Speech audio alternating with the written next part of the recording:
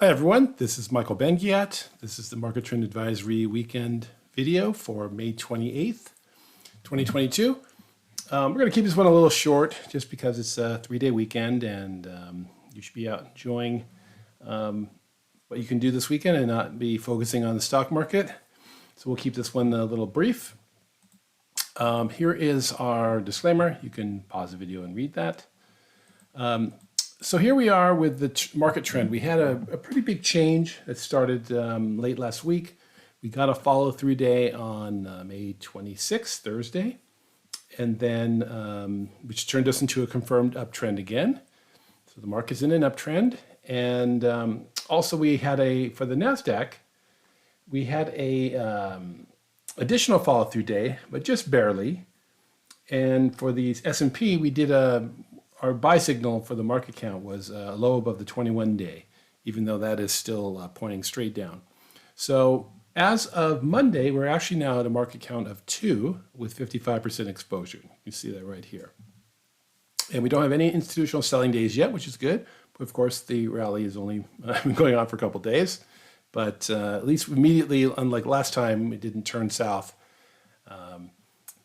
So that's a good sign. We also now, because individual leading stocks are starting to act quite a bit better, we've upped our exposure to 25%. And we're going to leave it there. And of course, as you know, you don't just want to pile in and just you put on a couple pilot positions, see what happens. In our stock pick service, we have one position on again.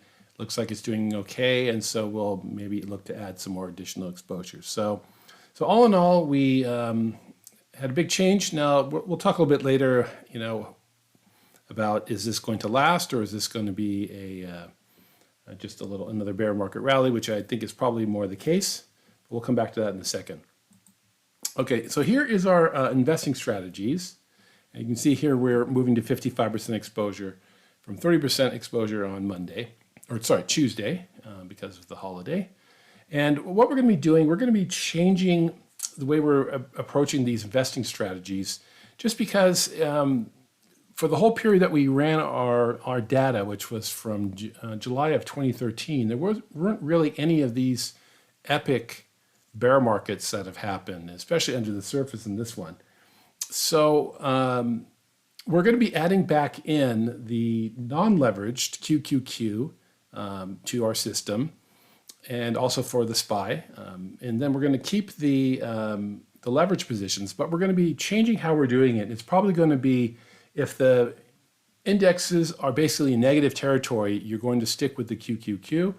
The QQQ, we found just over time, wasn't outperforming our system with the QQQ, let's say it like that, or the system with the SPY wasn't outperforming the regular just buying and holding QQQ or SPY. So we're going to be changing that up, and I think it's probably going to be, if the indexes are in negative territory, you'll be using the system with QQQ or SPY. And when they are in positive territory, we'll move to the QLD, the 2 times. And then when we get to a power trend situation, we'll switch to the TQQQ. But that will be for any cycle that starts over again with those conditions in place. So we'll give you more information about that next week, and we'll also do a video about this too. But I think that's going to drastically, improve our returns, especially in a down environment. Because what we've seen here is that these indexes are moving a lot during the day. We've seen 3 and 4% moves. When you look at the leverage positions, they're going up and down 10 and 12% sometimes. And so just a couple of days of those, you're already down 20% on the leverage position. And sometimes, especially we had back in the March big run, we had all those huge days up.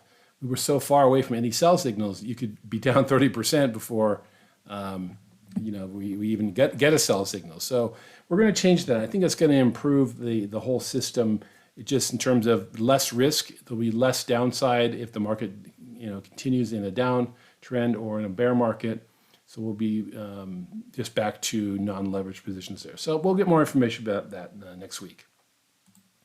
Okay, let's just take a real quick look at the indexes. This is the NASDAQ, and you can see here we had the initial rally day, we had the follow-through day, sorry, right there. The follow-through day came over here, and then we gapped up and opened at the lows, closed at the highs. And we've seen this kind of action, back here in March, where you get a lot of powerful days up. They tend to look like, wow, look at this, 1, 2, 3, 4, just closing at the highs. And eventually it just ran out of steam and rolled over. So, but it's looking strong here. It has triggered a new uptrend. The one thing we're not really seeing is volume is still pretty light. Because the 2 days for the NASDAQ, we had the fall through day and then the additional fall through day. Volume was just barely above average and above the previous day's volume. So not a lot of conviction on the part of institutions.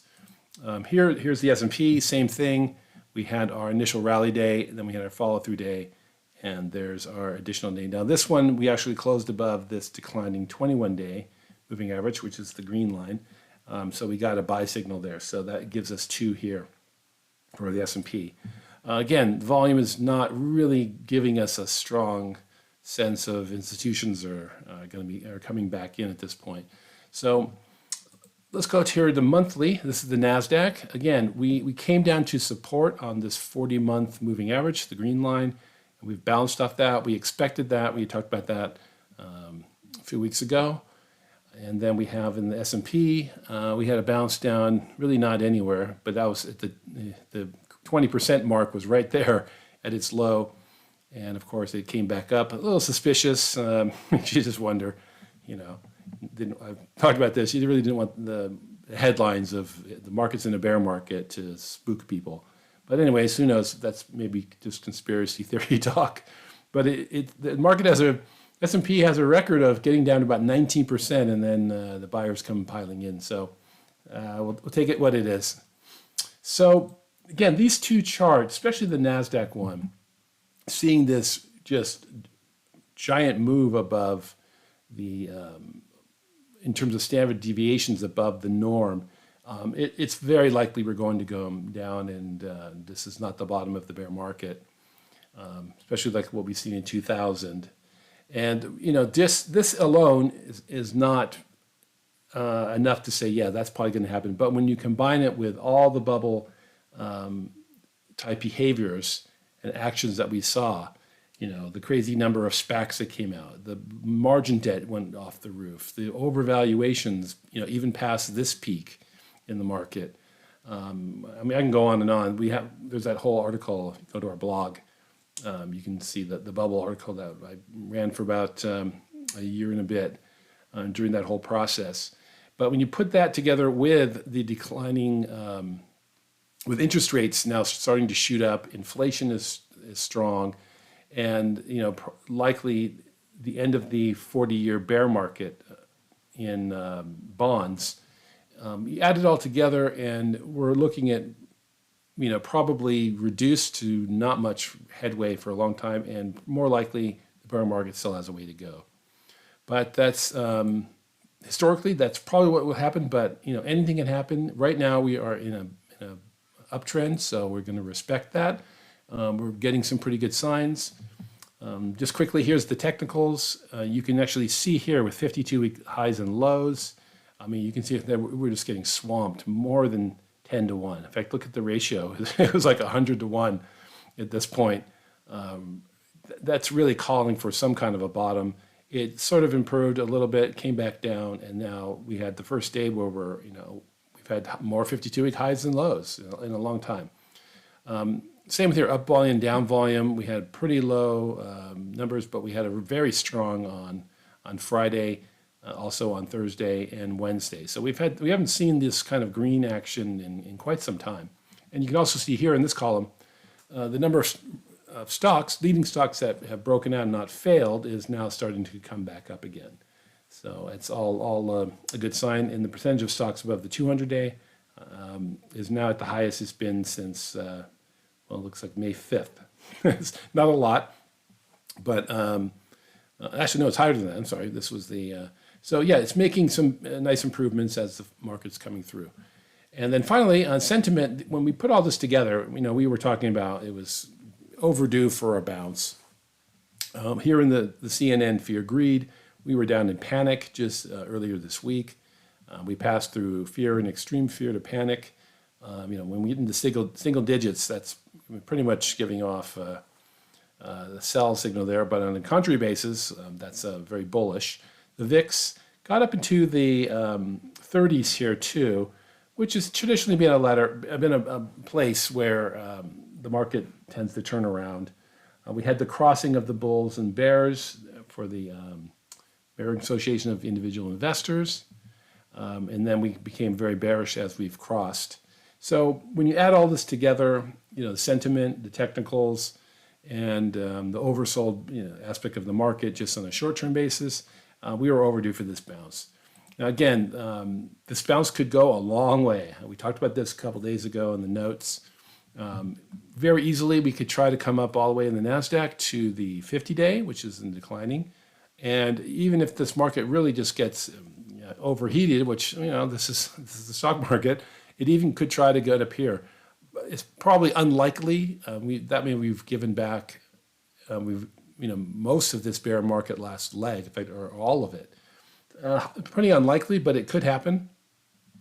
A lot of forces really want the market to head back up again. But again, and it doesn't look like the Fed's going to be able to just cave and just say, no, we're not going to, we're not going to keep increasing interest rates or cut them unless there's some really severe thing that comes out of the blue.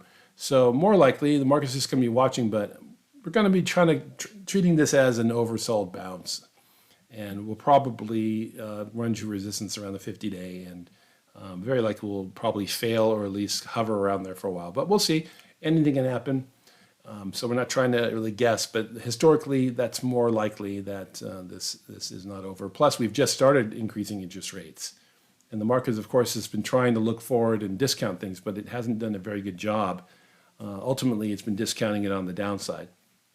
So, and then also one final thing, while this is going on, it would not be surprising to see some, quote unquote, black swan event that comes out. Because, with all this all the carnage in the market, especially in the NASDAQ, and given that, when interest rates have been jammed to zero, people tend to leverage up. Funds leverage up, even pension funds. I mean, they're all in there trying to, game the system and get some alpha. And so there's been a lot of leverage and a lot of leverage positions. And so it would not be surprising to finally see some big fund fail because of what's happened over the last 6 months, especially with a lot of these stocks have gone down, 50 to 90%. So would not be uncommon. Just like the Fed would be sort of, I'm powerless to stop it. I mean, remember back in 2006, the Fed would come out, and I think it was Bernanke was saying, "Oh no, there's no problems with the markets, especially the real estate market. There's nothing underneath that's any signs of distress." Well, he was completely wrong, or he was lying, and of course we knew it came out all the dirty MBS, and all the acronyms of what was going on beneath the surface with the mortgage market. And of course, that imploded pretty heavily. So it wouldn't be surprising to see something come out that we haven't seen. That would maybe be the trigger for the next leg down. But we'll see. I mean, it's just that's historically, we probably haven't seen the thing. We may even undercut it, or this could be the next leg of another, just a counter rally, and then we come back down. But we'll see. I mean, nobody knows. At this point, it's conjecture. We can only look at history to see what has happened. And really, it's all going to come down to the inflation numbers coming up as to what's going to be forcing the Fed to do regarding monetary policy. And so we'll see. We'll keep it. We'll cut it short there, and we'll be back next weekend. Okay, thanks.